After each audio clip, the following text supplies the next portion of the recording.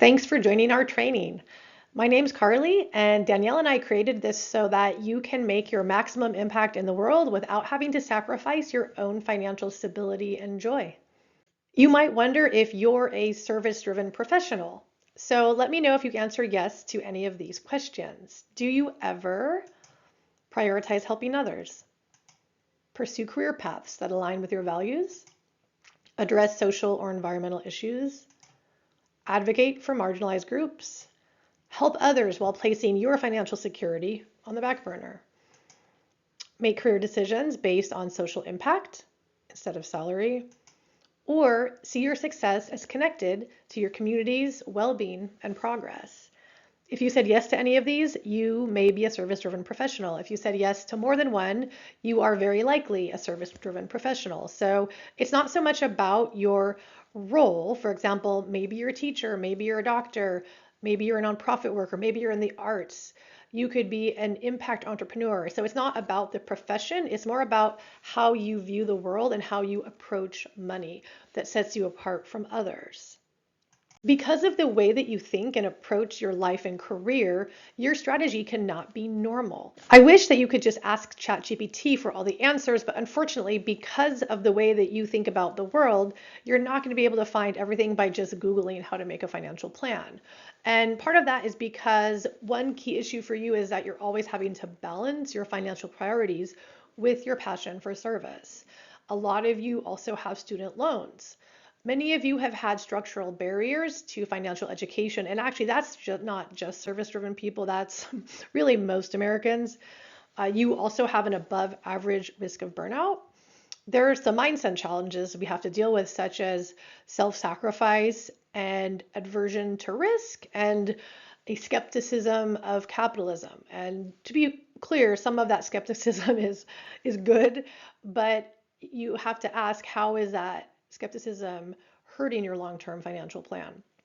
And also, your payroll may be controlled by public funding. Also possible that you'll have limited opportunities for tax strategy if you're not utilizing certain income stream solutions. On top of all of that, you have all of these competing goals that you're probably dealing with. In addition to trying to help the community and help yourself, you're having to build emergency savings, buy a home, buy a car, maybe take a vacation, pay down debt, perhaps starting a family, maybe some marriage or baby, saving for kids' college, saving for retirement, all on top of helping the community. So that's a lot to balance all at once. I want you to imagine what the world could look like if all the service-driven people didn't burn out. You could all buy a home, had access to multiple income streams. You had actual time to rest, and you felt true financial empowerment to change the world. That's a pretty good world right there. I'd like to introduce my business partner and course instructor, Danielle Hines. This woman is a total badass. She is a military officer, an attorney, an entrepreneur, and she also helps businesses in the Civil Rights District of Birmingham through her nonprofit that she runs. So she is a busy woman, and that is why I'm going to be your primary instructor, because she just has so much going on. I'm a certified financial planner and accredited investment fiduciary, and when I met Danielle a couple years ago, I was deeply inspired to think of a way to make financial planning more inclusive. And working with Danielle as her grant writer, I really got to see how you do it, how you really help people, and how you can have impact, and how it actually works, not just in theory, but seeing it work. So what we did is we created this course and our business to be impact driven and education focused. And then in addition to that, it's also as unbiased as possible in that we've removed conflicts of interest because we do not sell any financial products. So when we're talking about solutions today, just keep in mind there's no affiliate links, there's no sales happening. It's just advice and information. Thank you so much for joining us on this module. I hope to see you all again soon so we can dive a little bit deeper into some legal issues that affect entrepreneurship and proper ways to protect yourself, your family, and your business. Okay, let's dive in. In this part of the class, we are going to dive into the 7 misconceptions that prevent changemakers from reaching true success. And then for each misconception, you'll get some quick fixes. By the end of this, you'll have a clear 1-month financial plan. And then you'll also have options for support and accountability so that you can make your greatest impact. A misconception is simply an inaccurate idea that results from incomplete knowledge or a misunderstanding. The great thing is that they can be corrected through education. Keep in mind that you might not have all of these misconceptions, but these tend to be more common in service-driven professionals. Misconception 1. Prioritizing impact in your career means sacrificing financial stability or growth. The truth is that career sustainability actually requires financial stability. And so by ignoring financial stability, that actually reduces your long-term impact. And there's actually multiple paths to impact without having to necessarily sacrifice your income. Let's call this the not ikigai diagram. And that's because this diagram is often called the ikigai diagram, but ikigai is a Japanese concept that has mostly been appropriated in Western culture for this career diagram, where you're supposed to find that which you love, that which the world needs, that which you can be paid for, and that which you're good at. And all of that is supposed to, where it all meets up, is supposed to be your career or your ikigai, where you can find true joy and meaning in your work and your world. But in actuality, it's true ikigai is a little different than that, and it doesn't have to all be in your career. And so I want to give you permission to remove the pressure from having all of this focus on your career. And there's actually lots of different ways that you can make an impact in the world and make income. So you can just apply a quick brain shift to remove the pressure by knowing that all 4 of these things, that which you're good at, that which you love, that which the world needs, and that which you can be paid for, it doesn't have to all come from in the same place. Okay, some of it can be from the way that you spend and the way that you invest. Some of it can be from your career or from a business. Some of it can come from your relationships and hobbies. Some of it can be how you donate your time or money. So there's lots of ways that you can impact the world, not just your career. And let's say you have a career that does meet all of these. If you do, great job, because it's hard to find careers that actually converge and meet in the center. But let's say you have a career that does all that, but it doesn't pay very much. Well, that's where we get into multiple sources of income, which we get into in later modules. So there are solutions for everything, really, and we just have to think a little more creatively about how to get both impact and income. Speaking of business, that brings us to misconception 2. The main reason to start a business is to gain a passive income stream.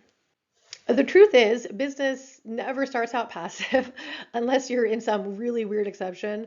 And for employed service-driven professionals that have W-2 income, the tax break from starting the business is just as valuable, or maybe even more valuable, than from the actual business income. And most businesses anyways don't make a lot of money in the first 3 years. And so some people might view that as a failure, right? Oh no, I didn't make money. Well, if you got a tax break for doing something that you're passionate about that can make money in the future, that tax break can be huge. And I really would encourage you to start to think about the role of tax strategy and how big of a role that plays in your overall plan. I want you to look at this stock photo and look at how hard it is for these models to get excited about taxes. Look at this. Look at woman T. I mean, she can't even crack a smile. He's trying, but he's like, are his eyes even open? I don't know. He's starting to get there, but I want you to really start to get a little more excited about taxes. I also know some of you are worried about the ethics of taxes. I had clients who told me they don't, believe in the backdoor Roth IRA because it's a tax loophole. But here's the thing. Tax avoidance is legal. It's perfectly legal. In fact, this is from the IRS, okay? In case you're wondering, is this legal? Am I learning bad things today? No, okay? This is totally legal. The IRS is fine if you use tax loopholes. Now, tax tax fraud, no, you can't do tax fraud, but writing things off for your business, that's perfectly legal. Speaking of tax write-offs, if you haven't seen the Schitt's Creek scene where David is comically explaining what a tax write-off is, a little bit incorrectly, I would go check that out sometime after this training, of course. So if you are, let's say you're a W-2 employee and you're just not sure about business. You're not sure, maybe you've heard it's hard, maybe you've heard it's scammy, but to start a business, all you really need is a skill that the world needs where you have just a 10% edge, just a little something more than other people. And then you can start a business. You don't have to start it in a really crazy way where it's this huge like side hustle. Most service-driven people don't need to hustle anymore. But there's ways that you can do it to make it fun. You can keep your W-2 income and you keep your job while you learn about how to run a business. And that's discussed in Module 5. And then you can just get your tax break up and running. Misconception 3, debt should be avoided.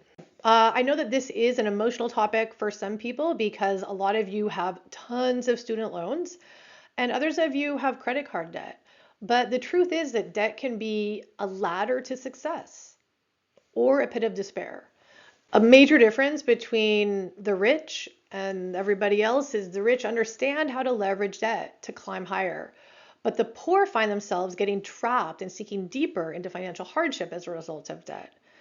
And so you could end up in this pit of despair if you have depreciating assets like any like cars or anything really that you would put on a credit card. Okay, debt as leverage, on the other hand, is when you use debt for appreciating assets like investment properties or businesses. And then there's this in-between zone, which is student loans. Kind of neither, but I'm still a big fan of student loans because it got you where you are. And student loans are discussed in detail in Module 3. All right, what's the American dream? That you're handed student loans at 17 and credit cards at 18? Got to get to work to get your, maybe some cities you can take public transit, but that's not always the case, right? And then you're burdened by debt at 23. Okay, so I want you to think, is this all your fault?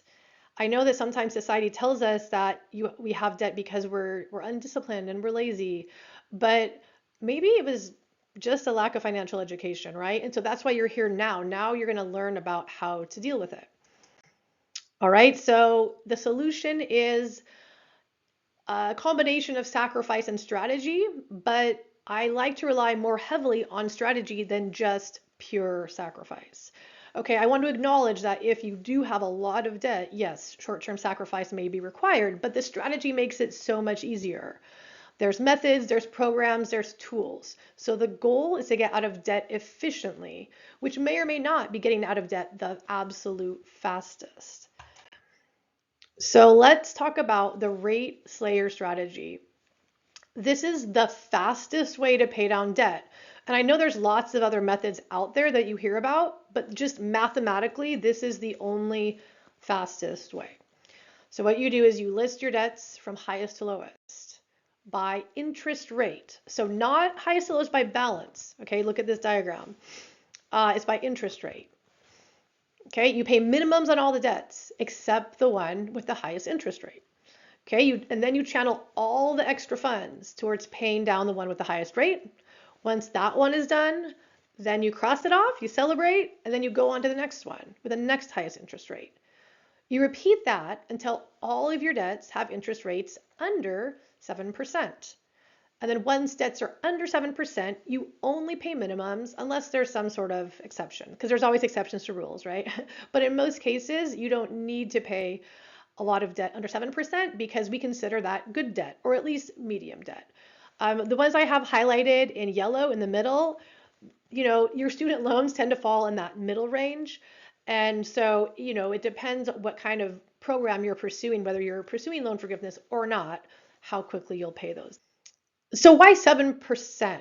Why does 7% separate the good debt versus the bad debt? And it has to do with this concept of opportunity cost. And so what else could you be doing with those dollars? So like for example, let's say you have $1,000, okay? One option, you pay down debt at 4%, right? So that means you essentially earned $40 because you no longer have $40 of interest. So you earned $40 on the thousand because you no longer have to pay the interest because that debt no longer exists, right? Okay, now let's say instead of paying that debt off, instead you invested it. Okay, before I get into the amount, I want you to look at this diagram. Okay, this diagram I guess is actually a little nuanced, but this is average stock market returns um, since 1872. So this is a little more conservative than stock market reports that just talk about the last 10 years, because the last 10 years were exceptionally fantastic for the stock market. And so the averages are, I feel like they're a little skewed, but these are conservative returns in the stock market. So this even goes way back to the stock market crash of 1929.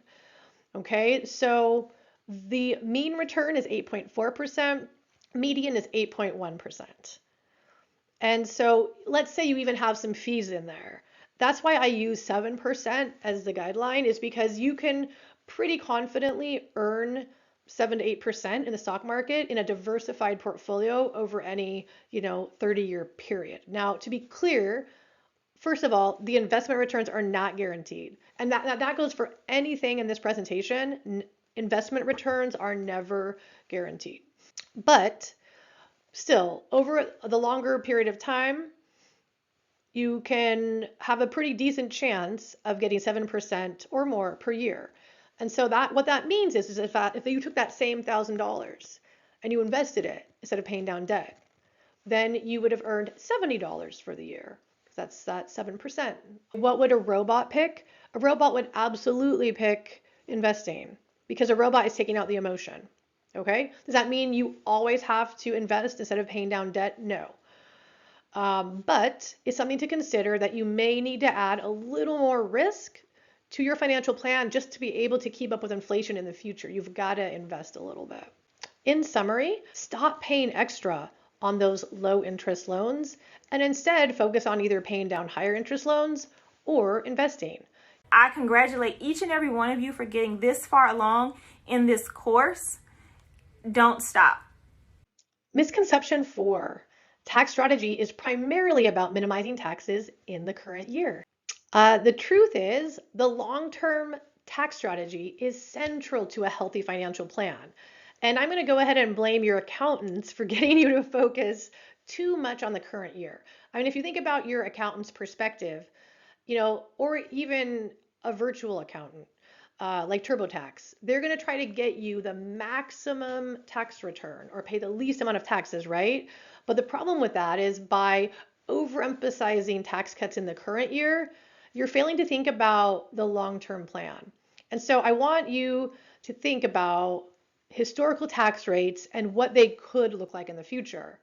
Because so often we're focused on, for example, contributing to retirement accounts where we get a tax break today, when really there's a decent chance we're all going to need much more of a tax break in the future. Check out these rates over time.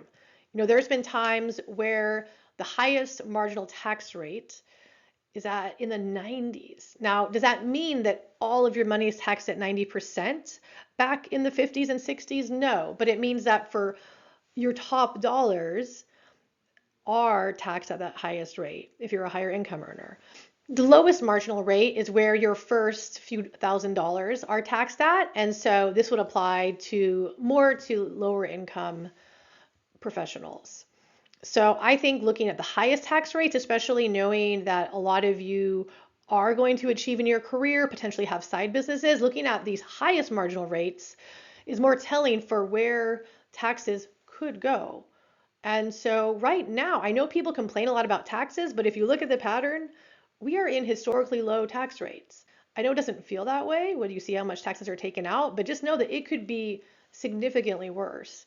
And so to assume that you're going to be in a lower tax bracket in retirement, not necessarily. And a big part of it is just that overall tax rates could go up in the future. especially when you consider the amount of debt that our country have. If you read, if you read any economics article, a lot of people talk to the amount of debt and the future tax rates as one of the key risks to our financial plan.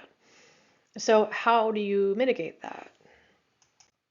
Well, basically, you've got to start getting some Roth dollars. You've got to have some tax-free money in the future. And so the way that you do that is, instead of focusing your investing on pre-tax, shift it to post-tax, also known as Roth. And so the easiest way to do that is to change your employer plan. All employers now are being required to offer Roth versions of 401ks or 403bs. So even if your employer didn't have one of these a couple years ago, they're starting to be added. Okay, so if you're not sure how to get there, just call your human resources and shift from, instead of contributing to the 401k, contribute to the Roth 401k, or 403b to Roth 403b, or SEP IRA to Roth SEP IRA. Okay, the downside to that is you will pay taxes today. And so it's a little less take-home pay today, but then in the future you don't have to worry about paying taxes, and you get compounded interest. All that compounded interest that you get over time, that true passive income, none of that is taxed. It's a pretty unique situation. And in terms of, the what to invest in, think of the Roth IRA or the Roth 401k. That's like the truck, and then the what is you have to put something in the truck. That can be your a mutual fund, like a target date fund. I don't recommend target date funds for everyone, especially as you approach retirement. But if you're just starting and you're just learning to invest, that's good enough for now. And then other options for Roth strategies include, a Roth IRA would be outside of your employer. You have to be aware of income limits, but even if you make a high income, then you can do the backdoor Roth IRA process. You also have the option to do Roth conversions regardless of income. I dive a little deeper into this in Module 4. Misconception 5, budgeting and investing will be easier when you have a higher income. No, not at all. In fact, it just gets harder, because as you make more money and you get older, life tends to get more complicated, not less complicated. Lifestyle creep prevents most people from saving and investing enough, even in the mid six figures. Okay, I had a client who, her introduction, text to me was, bleeding, need a budget. Okay, I met with her. What's her income? $550,000 per year, and she's bleeding. Okay, so believe me, this happens to a lot of people. Okay, so I know it would seem like, oh, all I need to do is get more money and then I can budget. You've got to start living more intentionally now. Okay, my example of how this happened is, I moved into this family-friendly neighborhood and I was not that into Halloween, but was I going to be the mom that didn't have any Halloween decorations out? No. So now I have bins of plastic. And I'm not only am I a cheap financial planner, I'm also an environmentalist. So yeah, having lots of bins of plastic is not my favorite thing, but I felt the pressure. And this happens, even if you feel like you're frugal, there's going to be people around you that are pressuring you to buy things. There's always going to be something to buy. So the solution is to, for one, to automate things to make sure that money's coming out before you can spend it. And then there's also something called intentional income. I have an intentional income method where you develop your values, and you look at your values, and then you make categories of spending based on your values. And that way it's basically glorified budgeting, except that you actually want to follow this process because you're putting money exactly where you want. And so that way it's JOMO over FOMO, right? The joy of missing out. You're missing out on like stupid things you don't need in order to get the things you truly want. And so you actually want to follow it. And a quick tip for how to do this well is use something like Rocket Money or Monarch Money that just connects to your bank and has a great user interface. Misconception 6. Service-driven professionals will have a traditional retirement. No, you need a different plan in most cases. A few reasons. One, many of us have savings rates that are super low anyways, and we're not quite meeting retirement goals. And that could sort of force you to have a different retirement plan. That's the depressing news. Also, kind of depressing is that service-driven professionals burn out faster than other people because you're so passionate and you tend to overwork. Um, some good news, though, is if you can sustain your career, you often want to work longer. And I really saw this happen when I had the honor of working with a Nobel laureate, Lee Hartwell. He was in his 70s and had already won a Nobel Prize. He was the president of Fred Hutchinson Cancer Research Center. He could have just been sitting on a beach drinking margaritas, but instead he was biking to work every day and learning about sustainability education. And that's when I realized service-driven people, they don't retire. They just keep going. And so oftentimes you won't want to retire the same way as other people, but you probably need a break. And so a joyful alternative to traditional retirement is just resting and taking some sabbaticals now. And then you have these phased intermittent sabbaticals where you don't really necessarily have to fully retire. You just maybe take breaks when you need it. And this does definitely take some strategy and planning, which I deep dive into. But you can even start to think about this if you're living paycheck to paycheck. And especially if you're feeling burnt out, taking a break and going on a sabbatical can drastically increase your mental health, your physical health. And this might be the most important part of your financial plan is to take a step back and breathe and rest. So a quick tip for this would be put a sabbatical on the calendar, even if it's just for a few days to start.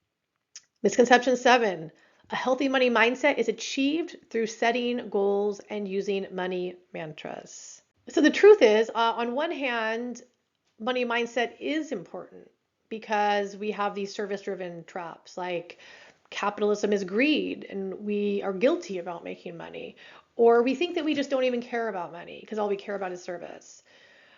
We have trouble charging what we're worth because maybe that seems like if we're really helping people, we shouldn't charge so much for it. And then some of us think that investing is risky and because of our questioning of capitalism. And so you're trying, but the process is way off. It's like, it's not your fault though. You have this lack of education that is just our education system doesn't teach financial education. And it's like you have this beautiful house that you're trying to build, but it needs all these technical fixes. It needs an improved tax strategy. You've got to understand entrepreneurship, and most of you just need a basic understanding of investing. And so what's happening is that there's this negative feedback loop. And so your mindset issues are even deeper than you expect, and then you don't have the right tools, and so the mantras aren't working. Even though you're doing them. And so you just stop trying. And then if you stop trying, of course, yeah, it doesn't work. The solution is get financially empowered, get educated, and then make your values-based plan, and then utilize qualified financial or therapy professionals to help you with some of the technical parts, and then get a tribe of accountability partners to help you when those deep money mindsets do set in. The great news is you've already started. So I'd like you to take a minute to reflect. Which misconceptions do you need to work on the most? What parts of this plan are you most excited to carry out? And then based on that, make a plan. Make your first 1 month financial plan. Now, to be clear, this is not your permanent long-term financial plan, but you can do something just from this training. What's one thing you can do today? One thing you can do by the end of this week, and one thing that you can do by the end of this month. Then you're going to get the education and the accountability that you all need. Okay, you're going to gain financial momentum, identify income sources, invest intelligently, optimize your tax strategy, and make your greatest impact. Your foundation or your defense, a big part of that is your career sustainability and knowing your values. And from there, you can go on up and eventually you'll reach that impact with financial security. So, of course, I don't want to leave you hanging. I want to give you some options for how to move forward with community and accountability. And the two options are you can either get help with one-on-one planning or supported self-paced training. One-on-one planning is best if you want just really quick results or you're going through life transitions like buying a home or having a baby or a new job. How the one-on-one planning works is you get a personalized financial roadmap. It includes everything from tailored investment advice to several one-on-one planning sessions each year, unlimited email support, optional investment management with no advisor fee offered at cost, and by at cost it's usually free, and lots of other strategies. Okay, you can get an online community, a monthly mastermind, and so that's the one-on-one planning. Okay, the next option would be the supported self-paced training, which is a budget-friendly option. And this is better for people either on a budget or if you're open to kind of DIY investing. And that's basically the rest of this course. It's the detailed how-to guide in modules 2 through 8. You also get the online community with this option. You'll get access to the monthly mastermind for 12 months. Okay, what's the price? Well, the average industry price, first of all, for one-on-one planning is anywhere from about $5,000 to $30,000 per year. I know that might seem really high, but the way these averages come from, where these averages come from is that if you think about, let's say someone has $3 million invested, they're going to utilize a financial planner, right? And financial planners usually charge 1%. And so 1% of 3 million is 30,000. Okay, not everyone has 3 million and not everyone charges 1%. So that's why the range, I mean, that's a pretty big range, 5,000 to 30,000. Our price for comprehensive financial planning is much lower because we don't charge that 1%. We don't charge that advisor fee. We just have flat fees. And so that's how, that's called fee only, which means we don't charge anything for the investment management so that there's no bias for us to try to gather assets. There is no discounted price for this because I can only take on so many clients. I've actually had a practice fill before, and I'm not looking to discount any further than a price that's already below industry average. However, I am able to discount on the other side. The average industry price for a course, especially if it has any sort of mastermind involved, is about 2 to 10 grand per year. I'm offering the course for $397. But because I want you to take action and start this community, I'm super excited about starting a community of like-minded people. I'm temporarily offering a discount of $197. And so it's just for a little, you just have a very short window to grab it at that price because I want you to come in. I want you to be part of the community. So I'm excited to have you. I hope that if you have any questions, reach out, but either option is great. It's just different for different people. So thank you so much, and I look forward to seeing you in Module 2 or in a one-on-one training session.